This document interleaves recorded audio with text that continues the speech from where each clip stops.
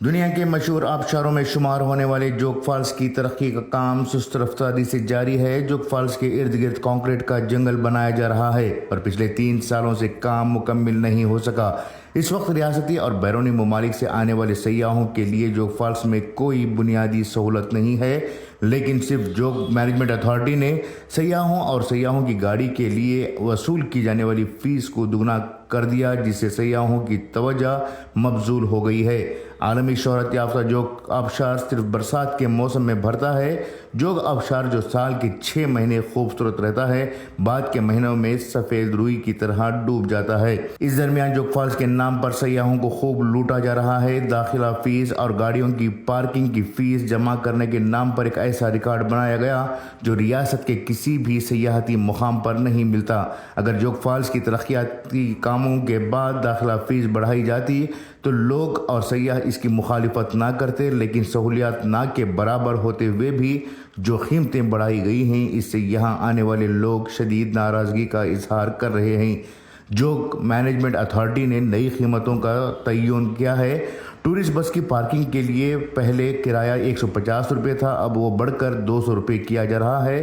منی بس کا کرایہ پہلے 100 روپے تھا، اب وہ بڑھ کر 150 روپے ہو چکا ہے، جبکہ جیپ یا کار کا کرایہ پہلے 50 روپے تھا، اب 80 روپے، جبکہ آٹو رکشہ کو پہلے پارکنگ کے لیے 30 روپے دینے پڑتے تھے، اب یہ بڑھ کر 40 روپے ہوئے ہیں۔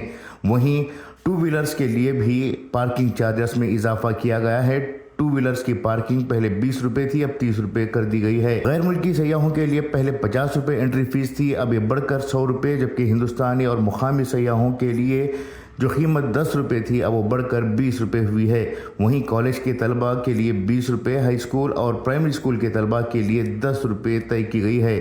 اس سلسلے میں فلیکس کو لگانے کے لیے تیاریاں مکمل ہو چکی ہیں۔ سب سے اہم بات یہ ہے کہ گاڑی میں بیٹھنے والے سیاحوں کے لیے بھی ایک مقررہ فیس ہے۔ اگر معقول سہولت ہوتی تو یہ فیس ادا کرنا سیاحوں کے لیے بڑی بات نہیں تھی، لیکن صرف اندر جانے والوں کو ٹکٹ حاصل کرنے کے لیے جوگ فالس کے داخلے کے گیٹ پر ہی 2 گھنٹوں تک انتظار کرنا پڑتا ہے۔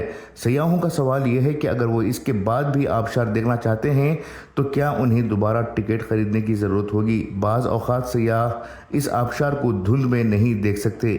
ابھی تک جوگ فالس میں پارکنگ کا کوئی نظام نہیں ہے۔ اتوار اور چھٹی کے دن سیاحوں کو اپنی گاڑیوں کو 1 کلومیٹر دور کھڑا کر کے آبشار تک پیدل چل کر آنا پڑ رہا ہے۔ اسی طرح آنے والے سیاح گاڑی پر اور اپنے سر پر ٹیکس ادا کرتے ہوئے جوگ فالس کا نظارہ کرنے کے لیے مجبور ہو رہے ہیں۔ ایک لحاظ سے جوگ فالس میں فیس وصولی کا غیر سائنسی عمل جاری ہے اور کہا جا رہا ہے کہ جوگ فالس مینجمنٹ اتھارٹی کی طرف سے دن دہاڑے ڈکیتی ہے۔ فالس کے علاقے میں جاری کام کی وجہ سے مٹی کا گڑھا بن گیا ہے۔ پورے جوگ فالس کے لیے ایک ٹوائلٹ ہے جس سے ہمیشہ بدبو آتی رہتی ہے۔ پینے کا پانی بھی یہاں دستیاب نہیں ہے۔ غور طلب بات یہ ہے کہ جوگ فالس کی تعمیر و ترقی کے لیے 250 کروڑ روپے کا منصوبہ یڈیورپا کے دور حکومت میں بنایا گیا تھا۔ یڈیورپا نے استعفیٰ دینے سے پہلے 185 کروڑ روپے منظور کیے تھے۔ انہوں نے اس لاگت سے ترقیاتی کام شروع کروائے تھے۔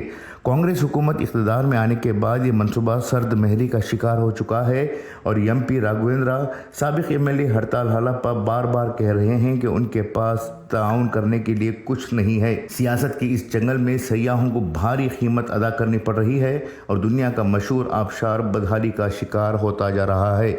بیورو رپورٹ، انقلاب نیوز، شموگا۔